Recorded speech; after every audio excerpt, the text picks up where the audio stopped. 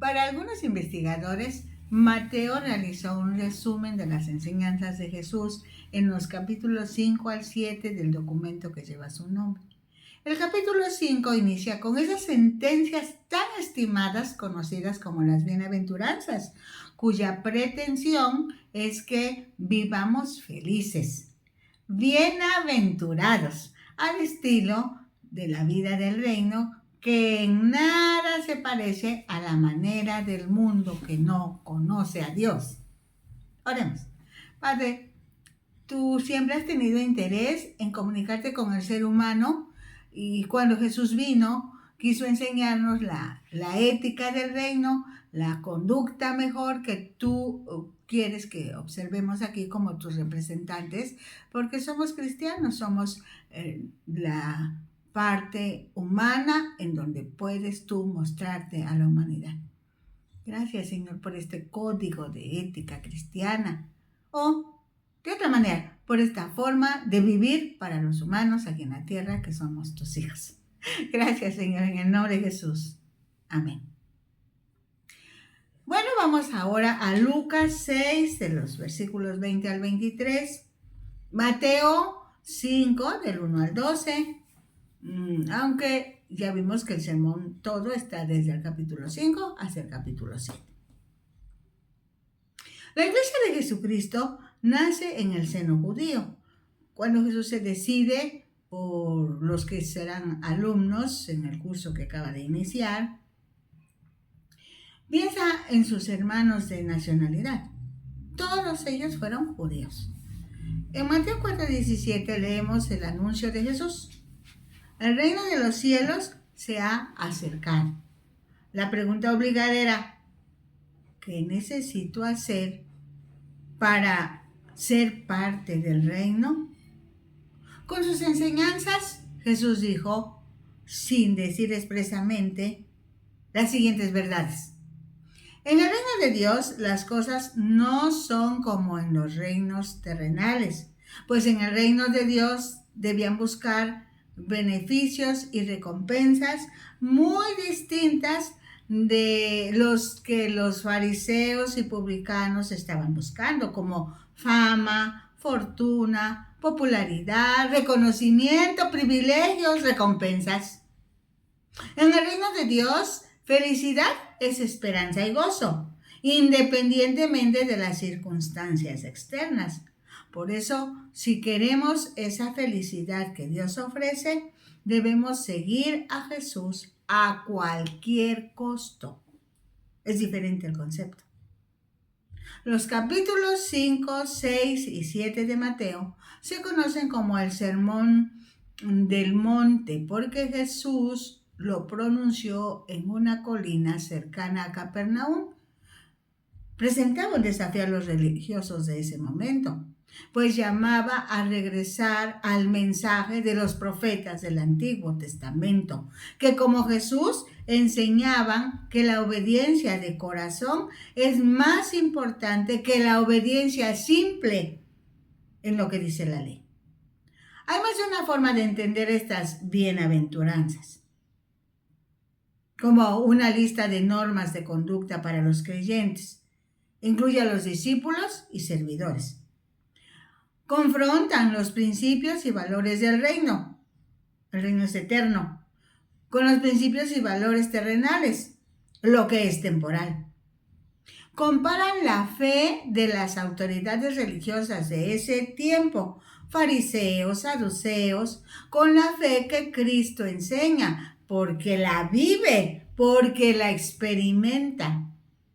Muestran que en el Nuevo Testamento se ven cumplidas las aspiraciones del Antiguo Testamento. Algo muy importante, todas son vivibles, pues describen lo que cada seguidor de Cristo es. Humilde, arrepentido, profundamente manso, obediente a la palabra, compasivo, perdonador, pacificador, perseguido. Como se podrá comprobar, para Jesús, felicidad es esperanza y gozo. Para hallar gozo y esperanza, se debe seguir a Cristo a cualquier costo. ¿Sí? Lo estamos repitiendo. Es diferente la felicidad para la gente del reino de Dios que vive aquí en la tierra con la felicidad de la gente que no conoce a Jesús y que vive aquí en la tierra. Repetimos otra vez, para hallar gozo y esperanza, que eso es la felicidad en el reino, se debe seguir a Cristo a cualquier costo. Dice por fin el versículo 1 del capítulo 5 de Mateo: viendo la multitud, subió al monte, y sentándose vinieron a él sus discípulos. Para ese momento de su desempeño, muchos seguían a Jesús.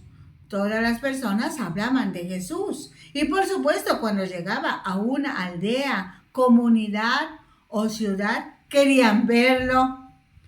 Jesús se da cuenta que una multitud viene buscándolo. Así que sube a un lugar alto para que estratégicamente lo escuchen en el momento de que dará su enseñanza. El texto dice que se sentó y vinieron a él sus discípulos, los que estaban inscritos en el curso de Jesús. Es a ellos para quienes estaba diseñada la enseñanza. Dice el versículo 2, y abriendo su boca les enseñaba diciendo. En ese tiempo, los maestros usaban este método de enseñanza-aprendizaje, la explicación oral. Los maestros enseñaban, los alumnos escuchaban con atención y muchas veces los profesores diseñaban actividades de aprendizaje que les permitieran aplicar los conocimientos recibidos. Sí, dije profesores, pero me estoy refiriendo a los maestros. Algunos, los que están bien enterados de estos términos, podrían disgustarse si yo no hago esa aclaración. Dice el versículo 3. Bienaventurados los pobres en espíritu, porque de ellos es el reino de los cielos. Los pobres en espíritu son los que reconocen su pobreza espiritual y buscan el favor, buscan la gracia de Dios, no consideran la autosuficiencia humana como medio para obtener el reino de los cielos.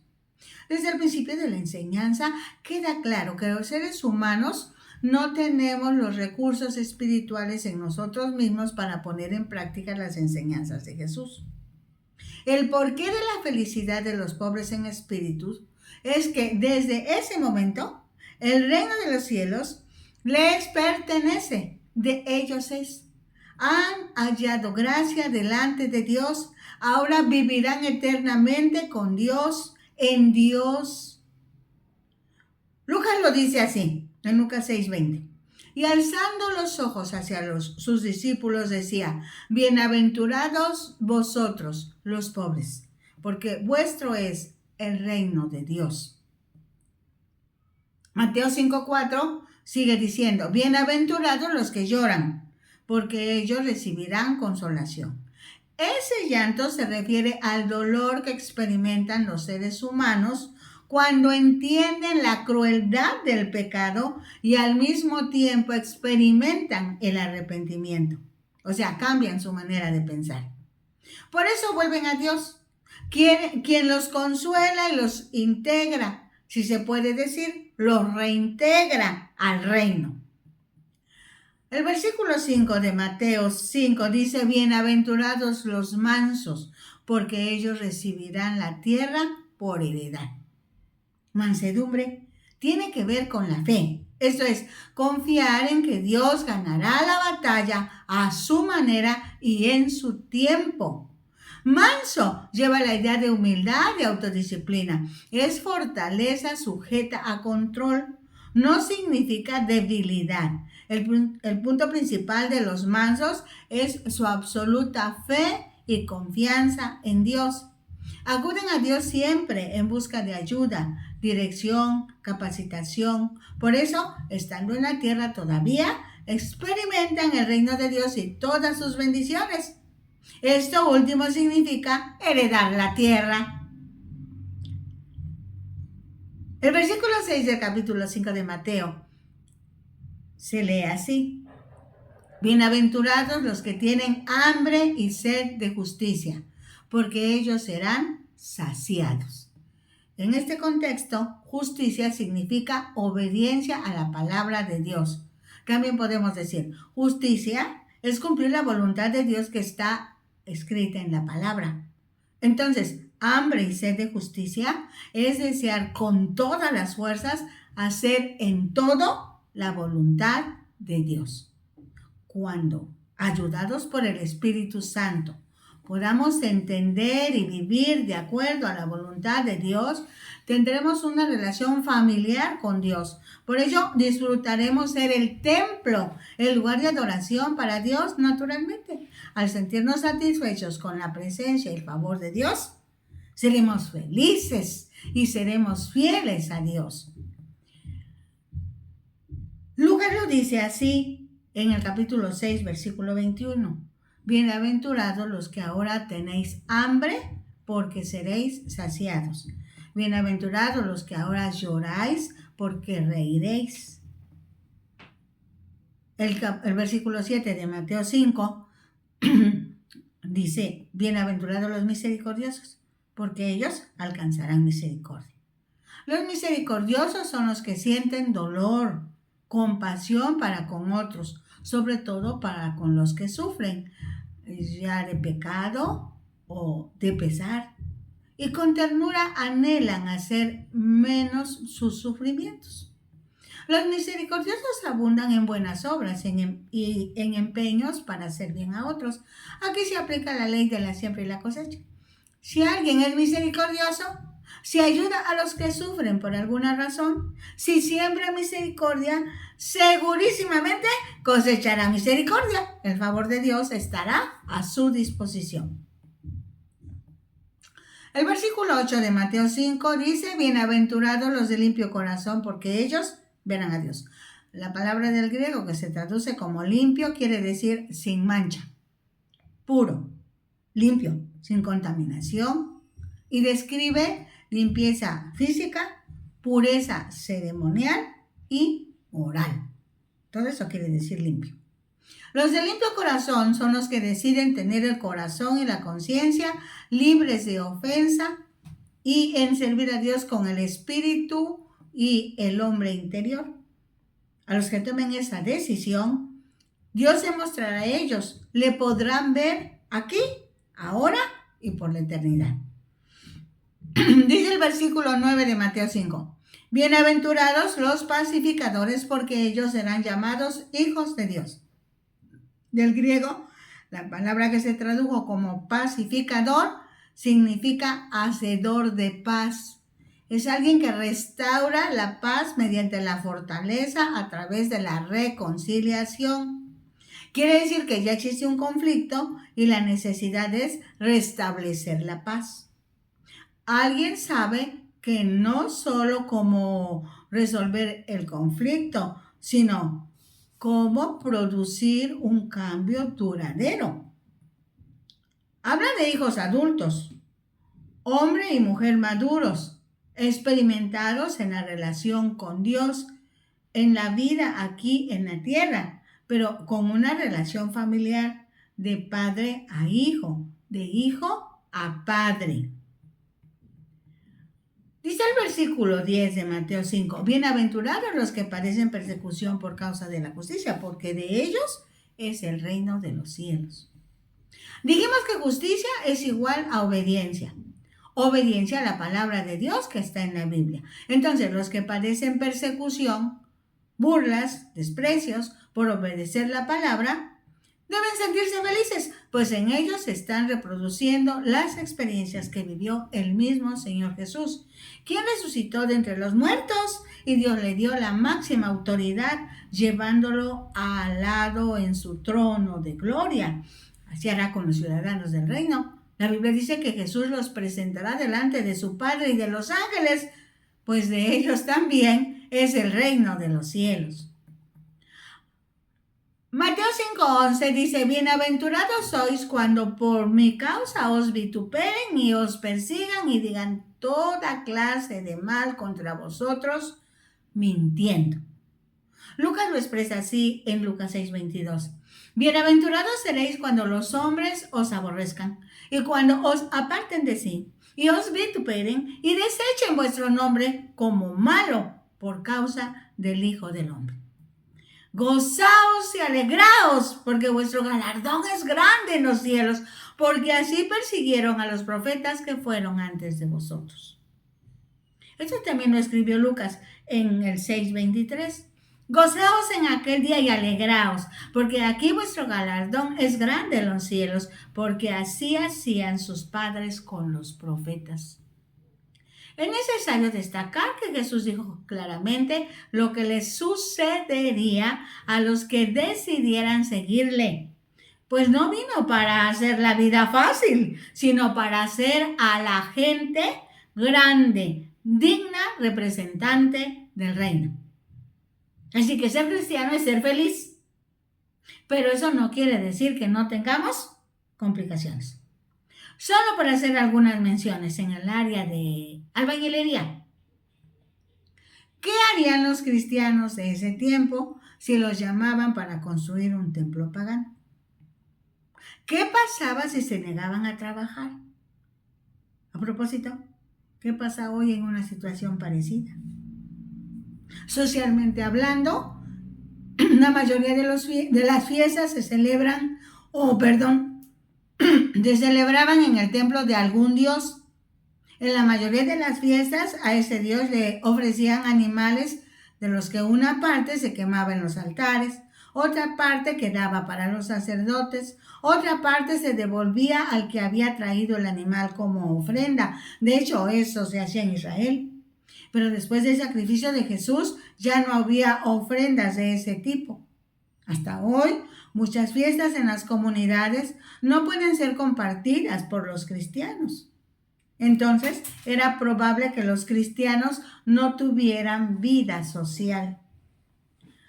Algo grave se suscitaba cuando un miembro de la familia se convertía en cristiano, pues eso ocasionaba división en la familia, pues al nuevo convertido se le cerraba la puerta de su casa y para esa familia el integrante convertido a Cristo había muerto. En esos días era literal la descripción que una persona debía amar a Cristo más que a su padre, a su madre, su esposo, su esposa, hermano y hermana. La historia relata que en los años en que la iglesia del primer siglo expandió el evangelio, sufrieron terribles castigos. Solo por mencionar alguno, se les echaban a los leones hambrientos. Nerón envolvía a los cristianos en betún y les prendía fuego para usarlos como antorchas vivientes en sus jardines. Los cubría con pieles de animales salvajes y les lanzaban perros de caza para que los descuartizaran. Les sacaban los ojos, les quemaban las manos y los pies y muchos tormentos horribles. La pregunta que surge es, ¿por qué perseguían los romanos a los cristianos? En cierta forma, los judíos habían calumniado a los cristianos. Se les acusaba de prácticas inmorales, asegurando que sus reuniones eran orgías indecentes, pues la reunión semanal de los cristianos se llamaba ágape o fiesta de amor, en donde se saludaban con el beso de la paz, que también se conoce como ósculo santo. Muchos practicaban el abrazo fraterno, además de que entre ellos se apoyaban de muchas maneras, lo que daba lugar a malas interpretaciones.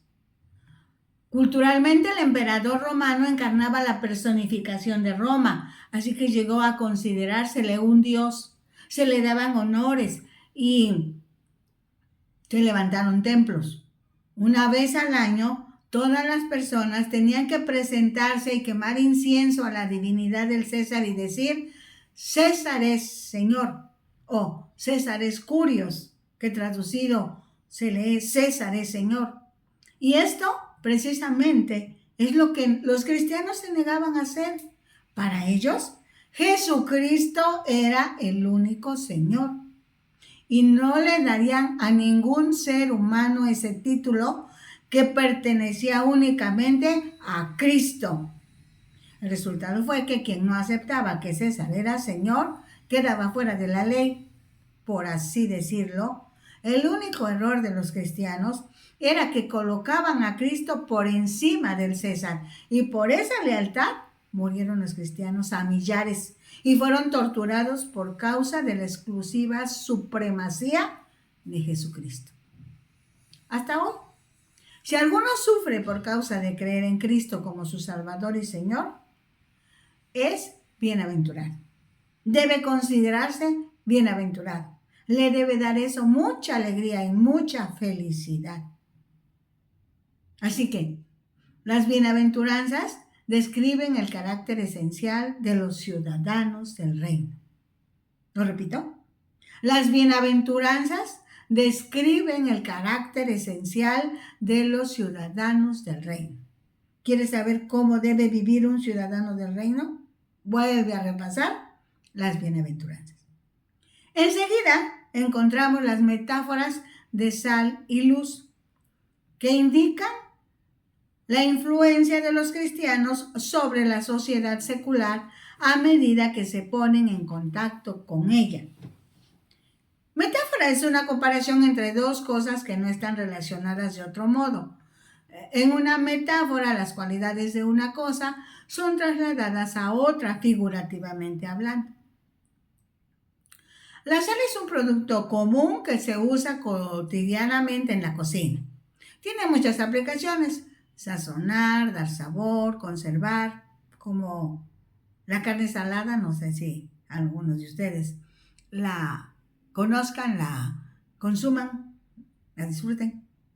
La carne salada es carne a la que se le pone muchísima sal para conservarse. En los tiempos en que no había refrigeración, este método era el que se usaba.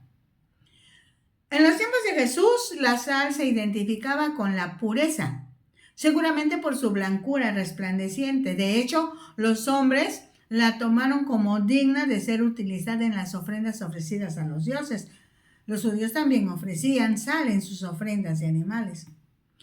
La sal era usada para conservar, evitaba que las cosas se echaran a perder.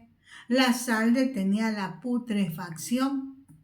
Así, esas características de la sal son aplicables a los cristianos en una sociedad sin pureza, sin sabor, putrefacta, por mencionar algunas.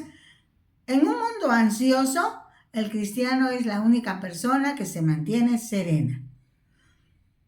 Cuando muchos padecen depresión, el cristiano es la única persona que disfruta la alegría de vivir e infunde gozo permanentemente.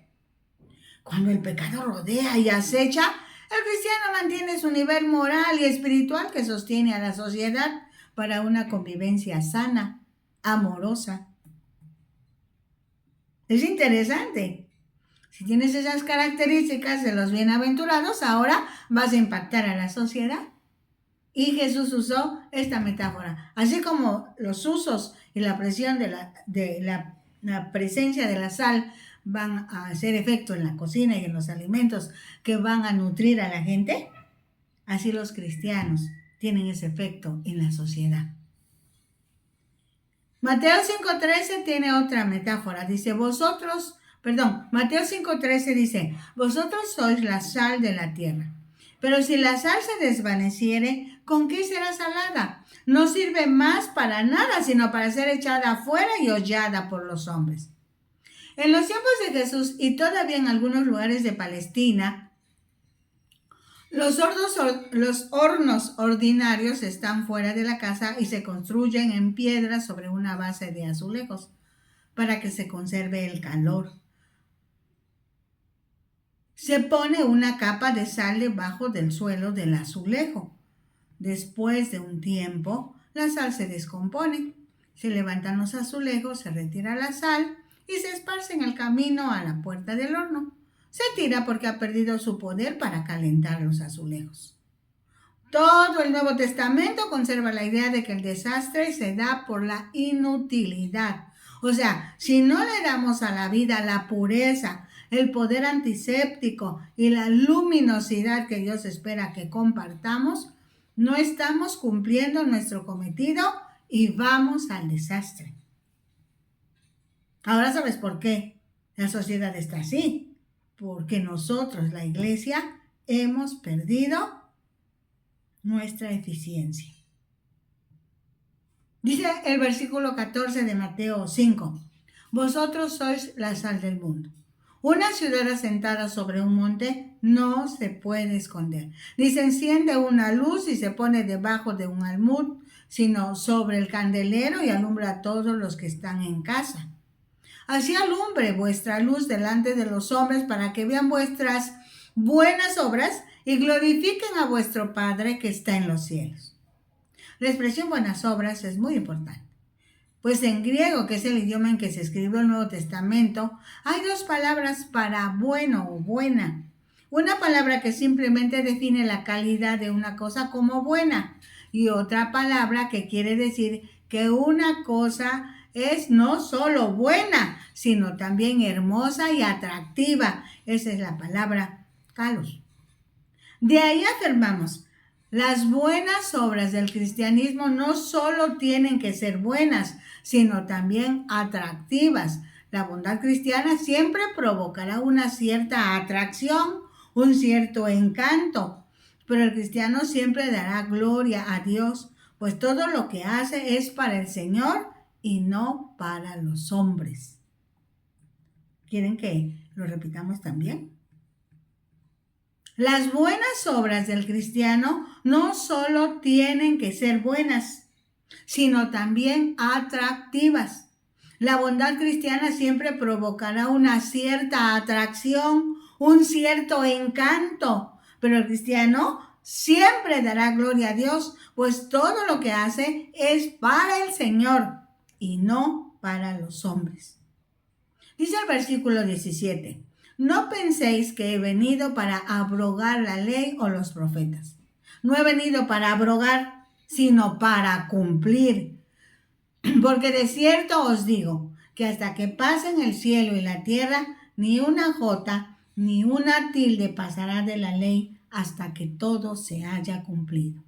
De manera que cualquiera que quebrante uno de estos mandamientos muy pequeños, y así enseña a los hombres, muy pequeño será llamado en el reino de los cielos.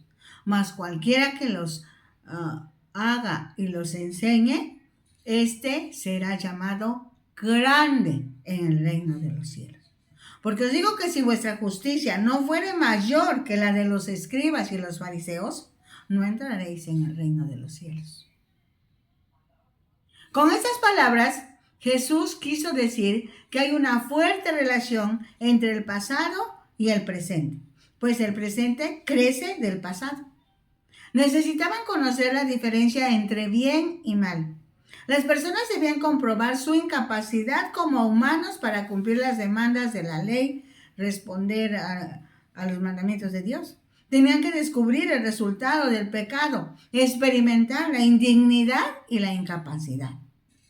En este pasaje, Jesús advierte que el cristianismo no es fácil. Algunos piensan que los deberes, las responsabilidades, las demandas son cosas del pasado. Pero Jesús nos advierte que la integridad del cristiano debe exceder o sobrepasar a la de los escribas y fariseos. Pero eso, ¿qué quiere decir? Para los escribas y fariseos, la única motivación era cumplir las demandas de la ley, obedecer la ejecución de lo que indicaba la ley al pie de la letra. Cuando Cristo llega, la principal motivación para el desempeño humano, lo que norma la conducta de los hijos de Dios, es nada más ni nada menos que el amor. El único deseo del cristiano es mostrar la gratitud que siente por el amor con que Dios le ha amado en Jesucristo. El único deseo del cristiano es mostrar la gratitud que siente por el amor con que Dios le ha amado en Jesucristo. Es sorprendente descubrir que Jesús presentó no la ley de Dios, sino el amor de Dios, que al llenar al ser humano hace que ese amor sea totalmente vivible, se pueda vivir en donde no hay límites, ni en el tiempo ni en el espacio. El amor de Dios en el corazón del ser humano se traduce en adoración, reverencia y respeto. Jesús vino a mostrarnos en una vida normal lo que quiere decir darle a Dios la adoración, la reverencia y a las personas el respeto. Esa adoración, esa reverencia y ese respeto no consistían en obedecer una multitud de reglas y normas. No consistían en sacrificios, legalismos, prohibiciones, sino en misericordia, en amor, en la instrucción de vivir conforme al amor de Dios, tal como vivió Jesús aquí en la tierra. Obedeció la ley y más. Obedeció la ley y más. Mostró su favor para los necesitados, para los pecadores, para los enfermos. No le importó si era sábado cuando sanaba a alguien o si no se habían lavado las manos para pronunciar el nombre de Dios o para llevar alimentos a su boca. En el tiempo de Jesús, los líderes religiosos habían convertido la ley de Dios solo en una serie de reglas que tenían que cumplirse. No estaban llevando a la gente a su propósito original. Jesús habló contra los abusos y exceso a los que estaban sujeta la observación de la ley. ¿Qué les parece? En algún momento nosotros hemos caído en la conducta que tenían los fariseos. Tenemos horarios, tenemos planes, tenemos programas, tenemos requisitos, tenemos castigos, tenemos disciplinas. ¿Y el amor? De nosotros es el reino de los cielos. Dios nos ofrece que le podemos ver. Seamos bienaventurados. Revisemos con cuidado nuestro proceder. Les invitamos para que sintonicen Cristiana Radio y para que estén pendientes sobre todo de la palabra. Compártanla.